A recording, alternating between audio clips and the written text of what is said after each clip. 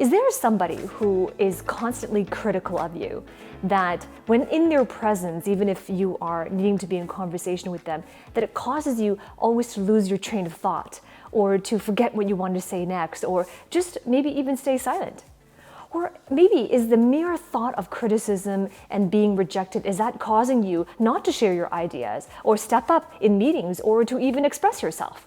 If you have been experiencing any one of these things, then this is the video for you. Oftentimes, as an executive career coach, one of the biggest questions I get very often is, how do I handle the fear of criticism? What do I do when somebody is always criticizing me and I want to be professional? How do I handle it professionally? So this is what I'm going to answer for you in this video. All of these questions related to the fear of criticism, the fear of rejection. Right, so this is a very close talk. That's why I'm sitting on my sofa today, because this is a fireside chat. Even though there's not a fireplace behind me, I really want to have a one-on-one conversation with you, because I get this question often enough, and I thought that it would be valuable for you to hear this. Right, so when it comes to fear and rejection, right, these are the things that we fear. But when it comes to fear and rejection of themselves, we can't possibly know what their intention is. Right? The one who seems to be criticizing you, the one who might be rejecting you, those are our own judgments.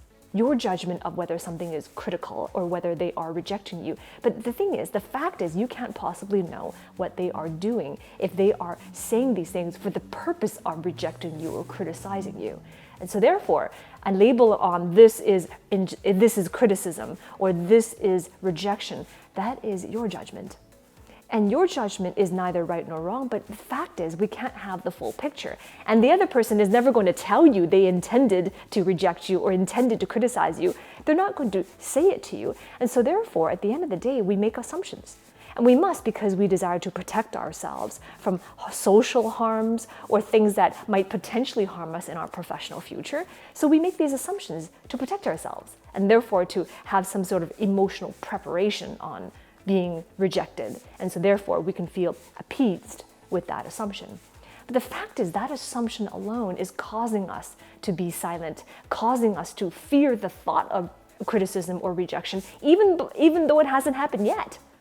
So knowing that they are judgments, the moment that you make a judgment that this is criticism, this is rejection, the moment you make that, then you will become a victim of criticism and rejection. You become a victim the moment you make that judgment. So you can't possibly know what their intention is. So why make that judgment? Why make it? Why don't we, instead of making that judgment, we can choose not to participate? In order to explain what do I mean by don't participate, I want to share with you a personal example from my earlier career, years in my earlier career. When I was going through high school and my first year of college, my first degree in college, one of the most important things to me was to do well in school, was to do well in my work so that I can achieve what I desired to achieve in my career path. And it was ingrained in me growing up. Maybe it came from coming from an Asian background where it is so highly emphasized that you got to be excellent at what you do. You have to get straight A's. You have to be the top person in your industry. And as a result of that, I took it very seriously and very personally upon myself that I need to be the top, the number one at whatever I do, and to have that recognition for it.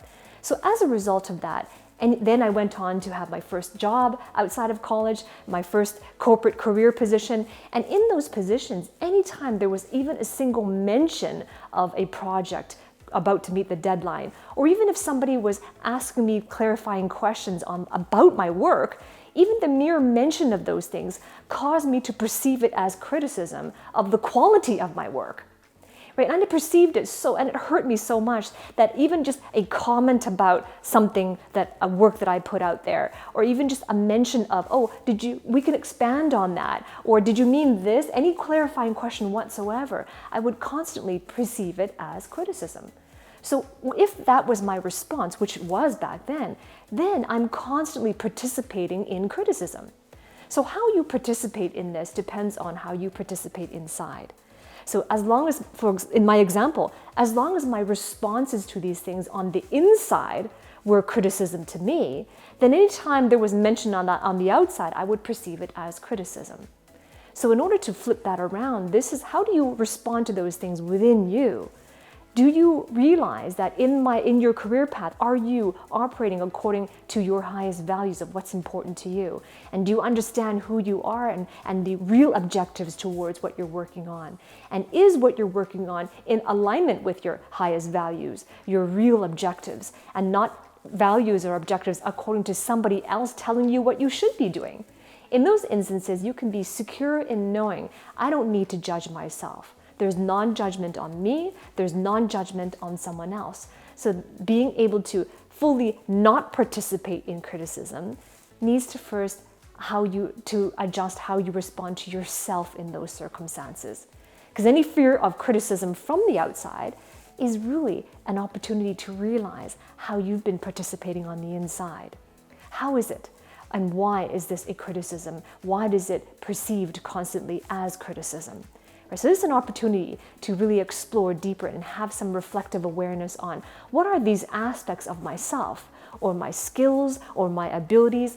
What are these perceptions of myself that I really haven't loved, that I really haven't owned or appreciated about me? So therefore, if someone else mentions it or talks about it, then it's easy for me to perceive it as criticism and therefore participate in criticism. The underlying principle behind this is that every individual desires to be appreciated and understood, which means that usually, you might have heard this before, but usually when somebody says something to you and you perceive it as criticism or rejection, that is a response to something that you're particularly sensitive about. And it's also because of a judgment you made on that statement. But usually on the other side, the speaker who's saying these things, if let's say, just for the sake of argument, that they really did intend to criticize or reject, then usually that intention comes from personal insecurities that they have. It's never about you, it's usually about the speaker, the sayer of those things. It comes out of some insecurities that they do criticize or they decide to be intentional or purposeful in rejecting or criticizing. So as a result of that, oftentimes when we hear it, our natural instinct is to want to call it out. And by saying, I know what you're saying there, I know what you're trying to do, you're trying to criticize me, don't be so mean, right? So that is like the instinct is for self-protection, and we want to call it out and to set that person right, so to speak. But usually that type of reaction is antagonizing.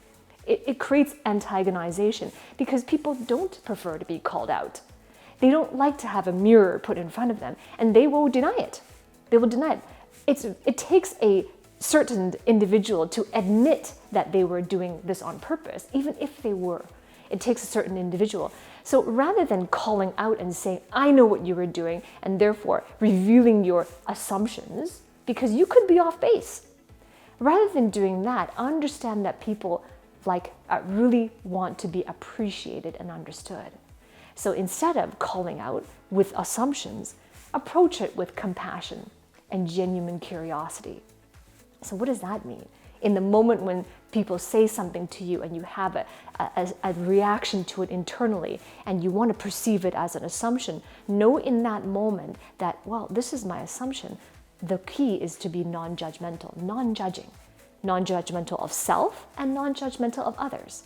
So pure compassion is, I want to appreciate you. I want to understand what it is that you are trying to tell me. What is the message, the thinking behind what you're trying to tell me? And you can ask questions. I appreciate what you're saying. Is this what you meant by what you just said? And that response is one of genuine curiosity and compassion. I don't want to antagonize you. I want to understand you. And I heard what you just said to me, and I'm not going to make any judgment on it. I'm not going to judge myself being less than or judge myself of being a victim of criticism. But at the same time, I'm not going to judge you of intentionally trying to criticize or harm me. Instead, I just want to understand, what did you mean by that? I heard you. What did you mean by that? Can I clarify? And that response is how you handle yourself professionally, so that the fear of criticism and the fear of rejection no longer hold you back from saying your voice, from finding your voice and putting your message out there. So I want to hear from you. Comment below. What did you learn from this? What are your key takeaways, and how are you going to handle yourself professionally when it comes to being in the face of potential criticism and rejection? How are you going to handle yourself differently? Comment below, I want to hear from you. And as well, if you enjoyed this, give me a thumbs up, subscribe to my channel as well, and ring that bell below as well, because every week I release videos on this and I answer questions that a lot of my clients have as well. And I look forward always to hanging out with you in my next video.